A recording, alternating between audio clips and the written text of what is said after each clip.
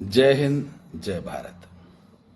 देशवासियों, आज मैं आपको एक कहानी सुनाता हूं और कहानी पसंद आए तो भारत के जन जन तक पहुंचाने का प्रयास कीजिएगा।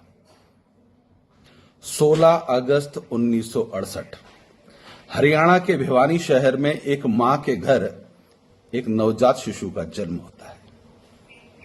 नामकरण संस्कार के दिन ब्राह्मण उस बंदे की कुंडली लिख रहा होता है। अकस्मात ब्राह्मण के आंखों में आंसू बहना चालू हो जाते हैं।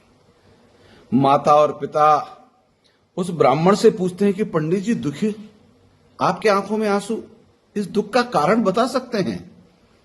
पंडित के आंखों से आंसू बह रहे थे और वो कुंडली लिखता चला जा रहा था।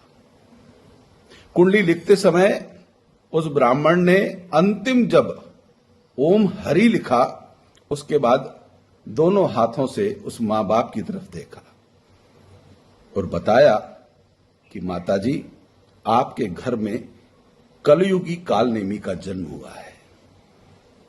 यह पढ़ा लिखा बुद्धिमान होगा और कलयुग में अपने बुद्धि बल से यह किसी का हित नहीं करेगा, परिवार के साथ समाज का, देश का सर्वनाश करने का काम करेगा।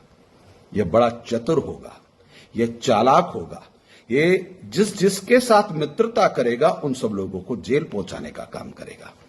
यह खुद कहीं नहीं फंसेगा, परंतु जनता को मूर्ख जरूर बनाएगा, परिवार को मूर्ख बनाएगा, देश की जनता को गुमराह करेगा।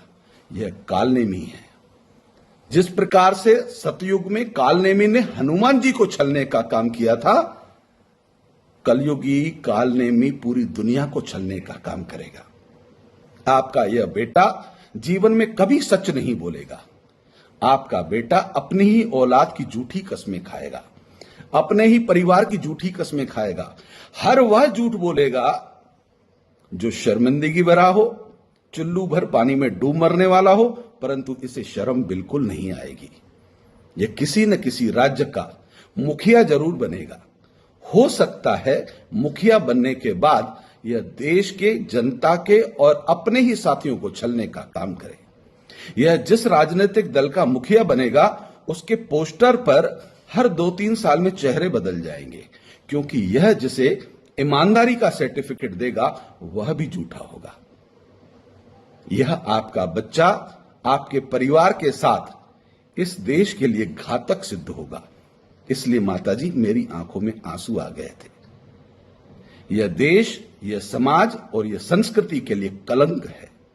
इस कलयुगी कालनेमी इसलिए कहा माताजी, प्रयास कीजिएगा कि परमात्मा से प्रार्थना कीजिएगा इसे सद्बुद्धि आए, परंतु इसे सद्बुद्धि कभी नहीं आएगी। यह दुनिया के लोगों को ईमानदारी के सर्टिफिकेट बांटेगा, परंतु सब फ्रॉड होंगे, सब झूठे होंगे।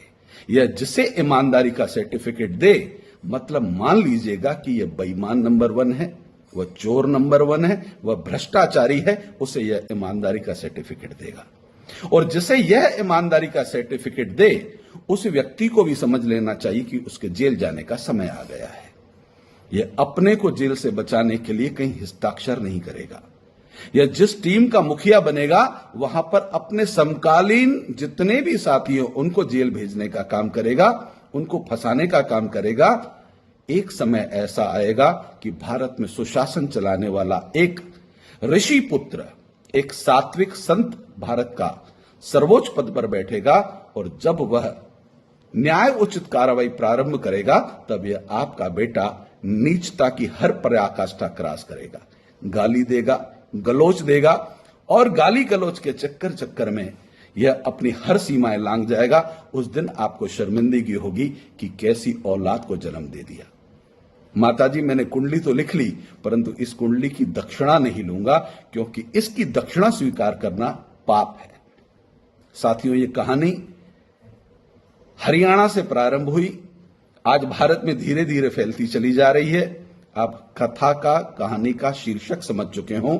अगर आप भी सहमत हैं तो इस वीडियो को जन जन तक पहुंचाइएगा और कलयुगी कालनेमी से आप और हम किस प्रकार से सावधान रहें, सचेत रहें, क्योंकि ये जहां का मुखिया बनेगा वो जनता की मुंह पर कालिक पोतने लगेगा और जनता इतनी भ्रमजाल में इसके फंसी होगी कि ये जनता का मुंह काला कर रहा होगा और वहां की जनता को समझ में नहीं आएगा।